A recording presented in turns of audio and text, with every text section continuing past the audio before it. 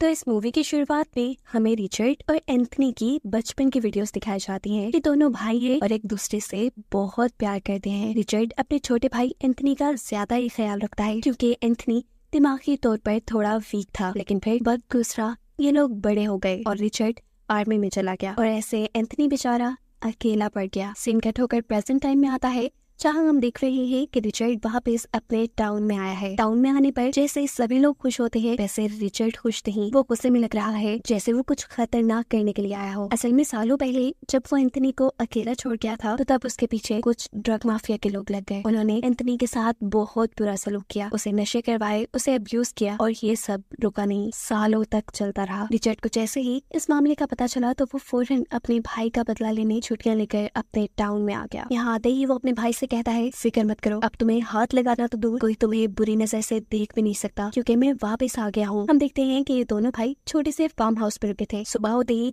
वो अपने भाई की मुजरिमों की तलाश में एक कैफे में चला जाता है जो कैफे ड्रग माफिया के लीडर का था। कैफे में उसे नजर आता है हार्पी नाम का एक आदमी जो ड्रग सप्लाई का काम करता है। रिचर्ड काफी देर तक जब उसे घूरता रहा तो इस आदमी ने भी रिचर्ड से पूछ लिया, ओए क्या बात है। उसके इतना कहते ही रिचर्ड भी यहाँ गुस्से से चिल्ला जाता है और उसके गुस्से से डरते हुए ये आदमी यहाँ से जा चुका था। ऊपर जाकर वो ड्रग माफिया से ड्रग लेता है और अपने घर के लिए निकल ही रहा होता है कि उसके सामने दोबारा रिचर्ड आ चुका था। रिचर्ड को देखते ही उसकी सांसें फूल जाती हैं। वो डर रहा था पर रिचर्ड उससे हाथ मिलाता है और कहता है, मुझे माफ कर दो, मुझे चिल्लाना नहीं चाहिए था तुम पर। वो आदमी कहता है, कोई बात नहीं। ये कहते ही वो यहाँ रुका नहीं था, यहाँ से भाग चुका था क्योंकि वो जानता था कि रिचर्ड एंथनी का भाई है। यही बात वो जाकर अपने दोस्तों को भी बताता है कि रिचर्ड यानी एंथनी का भाई वापस आ चुका है। ये सुनते ही उनकी आंखों के सामने वो सारे पल आने लगे जब उन्होंने एंथनी के साथ कुछ न कुछ बुरा किया था। अब यहाँ रात होने पर रिचर्ड एंथनी से कहता है, मुझे किस काम से टाउन में वापस जाना होगा। टाउन का नाम सुनकर एंथनी डर चुका था। वो कहता है, मैं नहीं जाऊंगा। रिचर्ड कहता है, ठीक है, तुम यही रुको, मैं अपना काम पूरा करके आता हूँ। यहाँ सीन कट होकर दिखाया जाता है कि हार्पी के घर पे किसी ने नॉक किया। हार्पी जब देखने के लिए बाहर जाता है तो वहाँ गैस मास्क पहना एक आदमी खड़ा था। हार्पी ने पहचान लिया कि ये रिचर्ड है। उसे लगा कि रिचर्ड उसे मारने आया है, इसलिए डरकर उसने अपने दोस्तों को भी बाहर बुला लिया। मगर बाहर तो अब कोई भी नहीं था। जब ये लोग घर के अंदर वापस आए तो दीवार पर उनके लिए वार्निंग लिखी थी जिससे इन्हें पता चला कि रिचर्ड इनके घर आया था पर अभी इन्हें मारने नहीं, सिर्फ इन्हें डराने धमकाने। वो मिशन में कामयाब हुआ, यानी ये लोग बुरी तरह डर भी गए। बहुत मुश्किल से ये रात गुजारने के बाद सुबह होने पर वो अपने गैंग लीडर के पास रिचर्ड का मसला लेकर जाते हैं कि वो इनकी कोई मदद करे। पर गैंग लीडर का तो अपना ही चेहरा रिचर्ड एक क्लोन की तरह बना गया था जिसका उसे पता नहीं चला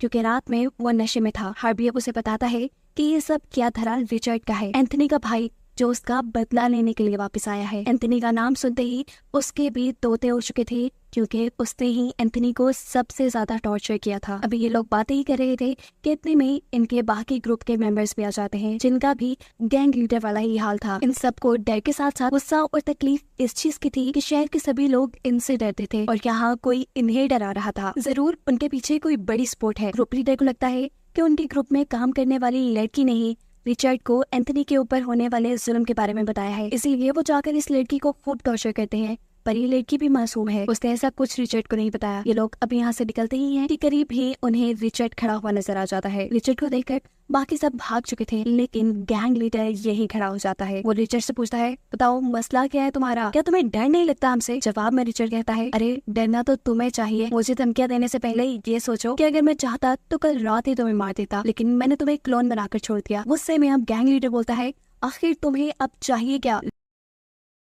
रिचर्ड कहता है, जो भी चाहिए तुम सबको बता दूंगा, लेकिन तुम सब मेरे फार्म हाउस आ जाना। रिचर्ड का एटीट्यूड इन्हें और भी ज्यादा परेशान कर गया था। रात में गैंग लीडर अपने बाकी ग्रुप मेंबर्स के साथ मिलकर रिचर्ड को मारने का प्लान बनाता है। ये लोग अभी बातें ही कर रहे थे कि ग्रुप का एक मेंबर उठकर वॉशरूम में चला गया। काफी देर तक वापस आने पर ये लोग बाथरूम में जाकर चेक करते हैं तो वहाँ उन्हें अपने साथी की लाश मिलती है जिसे कुल्हाड़ी से मारा गया था और उसके पीछे लिखा था 1 डाउन, यानी एक मर गया। ये लोग जो रिचर्ड को मारने का प्लान कर रहे थे, रिचर्ड ने प्लान बनाने से पहले ही उनके एक आदमी को मार दिया। अब तो गैंग लीडर को भी डर लगने लगा था। रात वो इसी सदमे में गुजारते हैं लेकिन सुबह होते ही गैंग लीडर रिचर्ड को मारने के लिए अपने बाकी ग्रुप के साथ मिलकर रिचर्ड के फार्म हाउस की तरफ निकल जाता है। उसने रिचर्ड को मारने के लिए एक राइफल रखी थी। वो अपने एक साथी को फार्म हाउस के अंदर भेजता है ताकि वो रिचर्ड को बाहर निकाल कर ला सके। उसके बाहर निकलते ही ग्रुप लीडर उसके ऊपर राइफल से गोली चला देता है, लेकिन ये गोली रिचर्ड को लगने के बजाय उसके अपने साथी को लग चुकी थी। उसकी गोली से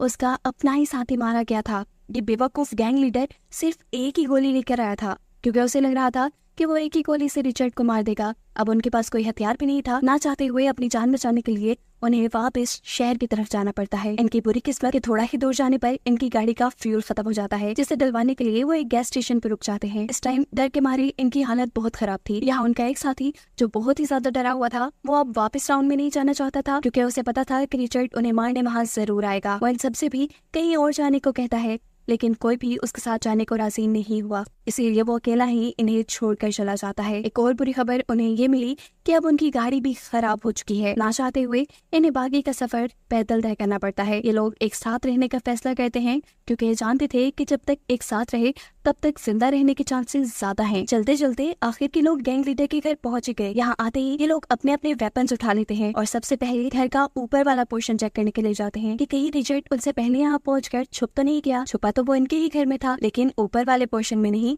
अभी किचन में। वो यहाँ पर इनकी केतली में इनके ही ड्रग्स डाल देता है। ये लोग उसी केतली में चाय बनाकर पी लेते हैं, जिसके बाद इन सब की हालत बहुत ज्यादा बिगड़ जाती है। ड्रग की डोज बहुत ज्यादा थी, जिससे ये होश खोने लगे थे। ऐसे तड़प रहे थे ये लोग जैसे बिना पानी की मछली। इस टाइम रिचर्ड उन्हें अपने भाई के दर्द का एहसास दिलाने के लिए थोड़ा सा टॉर्चर करता है और फिर गैंग लीडर को एक दूसरे रूम में ले जाकर उसके सर के ऊपर एक शॉपर बांध के उसके सर पे गोली चलाकर उसे मार देता है। जिसके बाद अब वो जाता है हार्बी के पास। वो हार्बी को मारता नहीं, उसे कहता है तुम थोड़े बेहतर लगते हो इन सब में, इसलिए मैं तुम्हारा इन जितना बुरा हाल नहीं करूंगा, लेकिन हाँ, इसके लिए तुम्हें मेरा भी साथ देना पड़ेगा। ये कहते ही रिचर्ड सूटकेस खोलता है, जिसके अंदर इनके उस साथी की लाश को तोड़ मोड़ के रखा गया था, जो सुबह में इन्हें छोड़कर टाउन की दूसरी तरफ भागा था। हार्बी ये देखकर और भी ज्यादा डर जाता है और रिचर्ड की मदद को मान जाता है। रिचर्ड को इनके ग्रुप के एक और मेंबर का पता चलाना था, जिसका नाम है मार्क। हार्बी रिचर्ड को उसका पता दे देता है, जिसके पता चलते ही रिचर्ड हार्बी को गले लगाता है। उसने गले यहाँ दोस्ती के लिए नहीं लगाया, बल्कि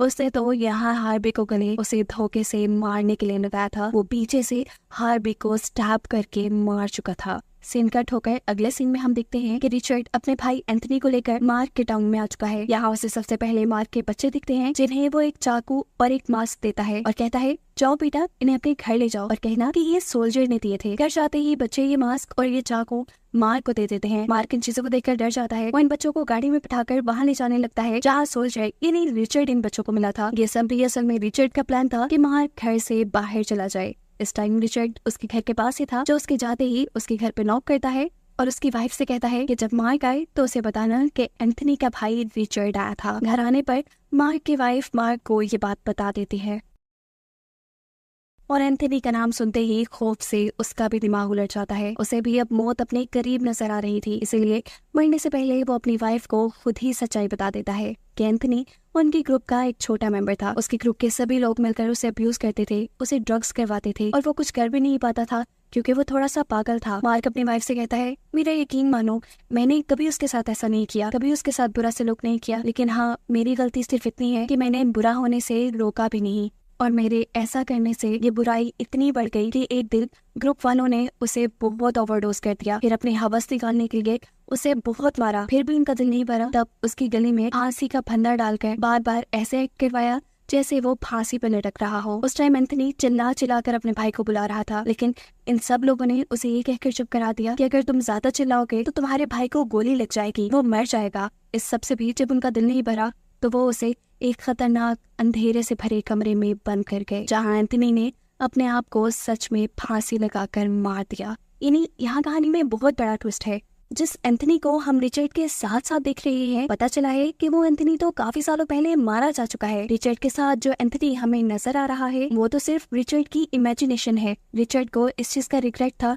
कि वो अपने भाई को छोड़ गया और उसके छोड़ जाने की वजह से उसके भाई की मौत हो गई, इसीलिए वो इन सारी चीजों का बदला लेने के लिए यहाँ वापस आया था। रिचर्ड जब अपने भाई एंथनी के फ्यूनरल पे आया था, एक फौजी होने के नाते उसने तभी भाप लिया था कि ये कोई सुसाइड नहीं है और तभी से वो अपने भाई की मौत के पीछे सच्चाई जानने में लगा था। गुजरते वक्त के साथ साथ उसे ये मालूम हुआ कि ये पूरा ग्रुप ही उसके भाई की मौत का जिम्मेदार था, इसीलिए वो इन सब को मारना चाहता था। अब हम देखते हैं कि रिचर्ड मार्क को लेकर उसी अंधेरे कमरे में आ जाता है जहाँ पर एंथनी ने सुसाइड किया था। वो गुस्से से मार्क से पूछता है बताओ उस दिन जब मेरा भाई मरा तो वहाँ क्या क्या हुआ था। मार्क वो सारी स्टोरी सुना देता है जो अभी उसने अपनी वाइफ को सुनाई थी। वो रिचर्ड से माफी मांगते हुए कहता है, मैंने एंथनी के साथ कुछ बुरा नहीं किया। हाँ, मेरी गलती इतनी थी कि मैंने बुराई को रोका भी नहीं। जवाब में मार्क उसे कहता है कि मैंने सबकी गलतियों के बदले तो ले लिए, लेकिन अब मेरी गलती का हिसाब कौन करेगा। वो यहाँ रोते हुए मार्क को बताता है कि मैं भी अपने भाई एंथनी को बिल्कुल पसंद नहीं करता था, मुझे भी वो बोझ लगता था, इसीलिए मैं उसे छोड़कर चला गया। यही गिल्ट आज तक मुझे सता रहा है। मैंने भी उसके साथ कुछ अच्छा नहीं किया और इस चीज का बदला मुझे भी मिलना चाहिए, तो मुझे मार दो। मार्क उसे यहाँ मारना नहीं चाहता था, लेकिन रिचर्ड के बार बार फोर्स करने पर मार्क उसे पेट में स्टैब करके मार देता है। मार्क की जान बच गई क्योंकि उसने कुछ बुरा नहीं किया। वो अब घर वापस जाने लगा था और उसको दिखाते हुए ये कहानी यहाँ खत्म हो जाती है।